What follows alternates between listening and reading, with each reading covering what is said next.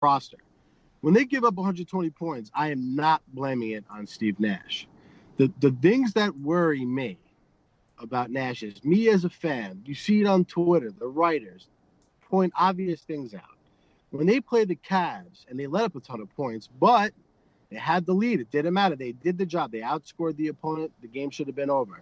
He had 4 opportunities to get one stop, and all 4 times he had a chance to make substitutions.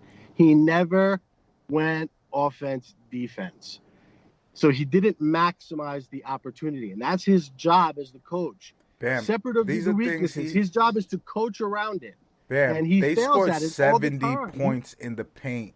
The Cavs scored 70 points in the paint last night. Hold on. But 70. Despite that, the game was in a position to be won.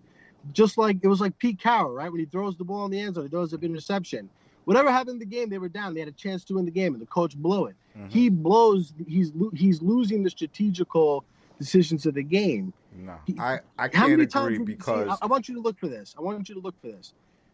Watch when the other teams make a run. You see the players looking at the sideline because they anticipate this is when every fucking coach in NBA history calls a timeout, and he just stands there. He doesn't coach the game. He just watches. He makes subs and he watches the game. Yeah, that I can say that that's wrong and that's a problem. But I also can see those things are wrong and that those things are a problem that I know wouldn't hurt so much if we had a competent 4. But hold on. Those 2 things are in evaluating the coach. You evaluate the coach on the job he does with the talent given to him. Those things need to happen, and they will happen. And then we'll judge him on a different level. You know when I'll judge what I Nash, want you to just I'll judge Nash when Claxton comes back. That's ridiculous. You have to judge him how he's strategizing now. Last year, when Kyrie and LeVert went down, the Nets were playing guys like Amon Shumpert and Wilson Chandler, and they won like 7 out of 8. Atkinson worked it, and they found a way to win the game. He is losing games in strategical spots. The Memphis game, the whole shit where he didn't put Allen back in the game out of a timeout. There's like 4 minutes to go in that game, out of a timeout. The second the ball inbounds, he sent Allen to the table. So obviously he had a chance to sub him in out of the stoppage of play. He didn't get in the game until a minute 20, and they asked him why he didn't call a timeout. It's he freezes up. He has no. I think he makes rookie head coach mistakes. But again, they had 70 points in the paint last night. Dude, that's a personnel problem, not a coaching problem. But that's what I'm saying. I'm saying that the Nets. If I had to put it in percentages, I would say at the very most, if I'm being generous to the amount, Steve Nash is contributing 20% to their losing right now. 80% of it, matter of fact, I'll say 70% of it is the fact that they just don't have players that are good in the front court. The front court is... So hold on. That's fine. But if he coaches better in a couple games, they have a couple more wins already while they're riding out those roster deficiencies. If they had better rosters... He can't have nights... Let me finish. He can't have nights where he's a major contributor to them losing on top of the deficiencies, right? That makes him a negative coach now because not only do they have the roster deficiencies, he's now attributing to their losses. And let me ask you a question. And I don't like this one. Another thing I don't like about him is he has no aura about him. Like there's nothing enigmatic that I'm disappointed about too. I thought he has no charisma. Yeah, zero charisma. It's the superstars, man. Who would be a better coach? Let me ask you. I was talking about my dad about this. You know, they should have hired fucking Mark Jackson instead of him. And they could have done the same thing staff-wise with Jacques Vaughn and D'Antoni to run the offense. And now his job is to be the leader, the voice, and the direction of the team. Nash is a passive coach, and the team plays passive many nights as a result. You think he's getting them up to play? They lose to all the shit teams. When they play the good teams, they get up to play, they win. When they play the shitty teams, they sleepwalk through 3 quarters. He would not. Him and Sean Marks would have had a wrestling match.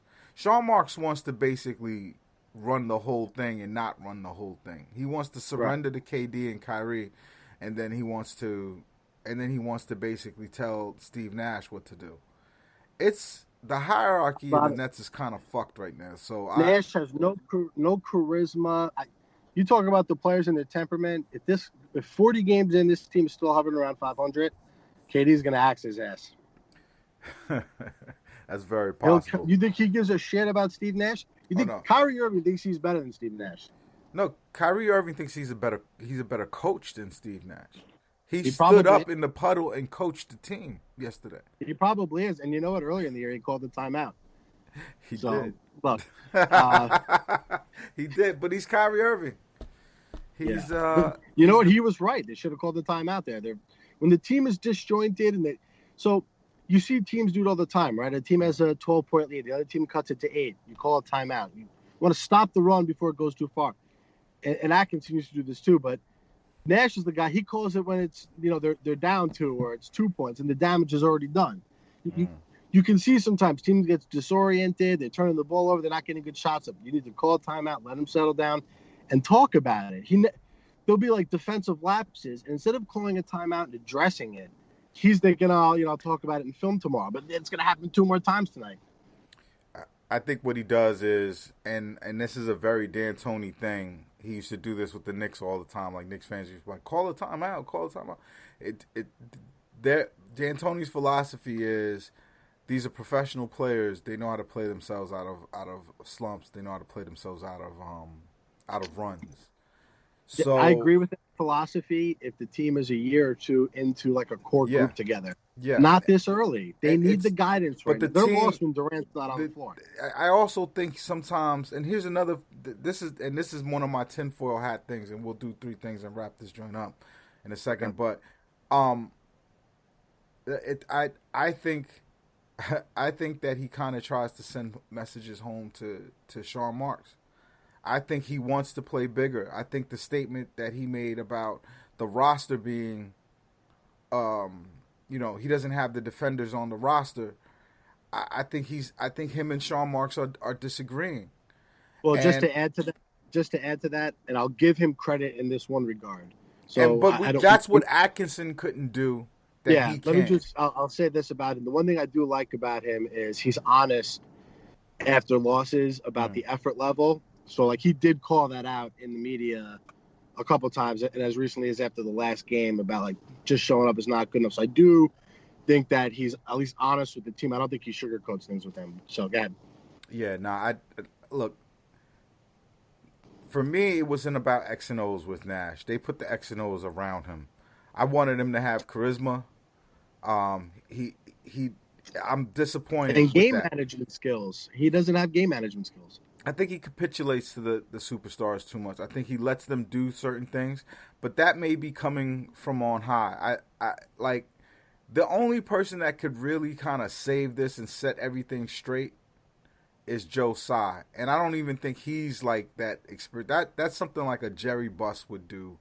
He would set the Lakers straight and be he's not experienced for that yet. Yeah, Joe Tsai is not experienced enough for that, and I think Sean Marks runs the organization. He pays the fucking light bill. Yo, he basically the bills come to Sean Marks. He made Sean Marks an assistant governor. He owns the fucking team. Yeah, and even Marks kind of capitulates to KD and Kyrie. Kyrie, they kind of dance around him because they're worried if they say anything too crazy to him, they'll completely lose him. They're like the dad with the slut daughter that doesn't want to admit it, and they just look the other way. Like Al Bundy. It's like Al Bundy. Like Al Bundy didn't know Peggy was a slut. I mean, Kelly was a slut, not Peggy. Peggy was a slut too, but Peggy Bundy. I was talking about Kelly Bundy. You're horrible, man. You're horrible. All right, let's do the 3. All right, so give me the player for you that typified the game, not the player who dominated the game, but who most defined how the game went. Adebayo. Good one. He highlighted everything that's wrong with this team. He exploited all that is wrong with them. And look, not every team will have a player that good, but when they face one that's of that caliber, they're going to just go off. And then it is what it is. It's not going to be fixed for probably a month or two. Yep. I'm not even gonna belabor the point. That's who I would have that's who I was gonna say, and he's not the only one. He's not the first guy to come in and have a career night against the Nets, and it's not. It's always seems to be at these big wings, these wings that have evolved from the Thomas Robinson type power forwards out there. Yeah, they don't exist anymore. Those guys are third string centers now. Yeah, they're dead out there. If you're in the league. All right, give me the stat that defined the game, like the thing that told you how the game went. The stat, well, I guess if I don't know this off the top of my head, I didn't look at them, but I would say it was probably the Nets 3-point shooting was probably the major difference in the game because they obviously had more shots. They turned the ball over less. They took way more free throws. So the fact that we won, I would assume the 3-point line was a difference maker. Joe had 7 threes. Kyrie hit probably 4. Durant hit 4. Green hit 2. Cabro hit a couple. So it was probably the 3-point line. I'm going to disagree with that one. I mean, not that there's a wrong answer, but I think the clear thing... If you look at it from the net perspective, that was it. If it's the Heat, it's going to be probably points in the paint, I would think, or free throws. Well, it was total rebounds. The Nets had 47 total rebounds to the Heat's 30. The Heat aren't a big team, and they're not an athletic team. They play Olynyk, who doesn't play. You know what, though? It's not that crazy because the Nets played good D in the first half, but in the second half, the Heat pretty much scored every possession. Yeah, the defense was bad, but the rebounding was good, and they match up better with these the teams that you consider good teams. Are veteran teams who are slower in the regular season. Think about it from this perspective. If these were the actual rosters, right? If that was the actual Heat roster, they didn't have Butler and Tyler Hero. Like the Cavs are better than them. So tonight, the Nets were able to play defense for a half because this team is worse. Yeah. No, that's sadly, yes, that's exactly one guy just ate us up. And those rebounds definitely showed it. 47-30. When's the last time the Nets out rebounded someone? All right. To me, that's a skewed stat, but all right. I mean, just because I feel like we didn't get any stops in the second half, but it is a good stat. I mean, if the Nets win the rebound category, it's a shocker and a positive every night. Exactly. Which play told the story tonight? Play? Yep. Probably the Nets were up 1, maybe 2 minutes to go, and Kyrie just casually went off a screen and popped a 3 and hit it. Basically we had a superstar that went off in the fourth quarter and they didn't. Yeah, I'm going for a Kyrie one as well. Straight last 4 minutes of the game, he starts to just basically just go, dribble downhill on them. They can't. Well, Claude Frazier would have said he was percolating. Right, and he does a really quick 1-2, and he drives into the lane, and no one was there, and I couldn't believe it. Part of it was just he was. Are just you talking that about quick. the lefty layup he had? Yes, to kind of really seal it. Yes. That was just incredible. I was his ability to explode is incredible. If he had a couple more inches, he'd be probably the best player in the league. No, he'd be Kobe Bryant. Right. He's better than Kobe because he's a more efficient Kobe. If he was as big as Kobe, you're talking about a LeBron type of player that'll make you argue whether he's better than LeBron or not. Yeah. That's how good Kyrie is. The last one was if we're talking about if the last one was player of the game, he was the player of the game, obviously. Yeah. Well, we don't do player of the game. I think player of the game is typically obvious. We just want to which player kind of exemplifies what happened in that game, and for me, but look, he was the best player tonight. That's for sure. I would say it was Kyrie. I mean, it was looking bleak, and he shot us to a victory. So, sure did. He the best player on the floor was Kevin Durant because he's the best player every night. He was the best incredible. Player, but he didn't play the best tonight. Yeah, which is remarkable because he had an easy 30. He just lets he just takes whatever the game gives him. That's what's so good about him. He just takes whatever the game gives him.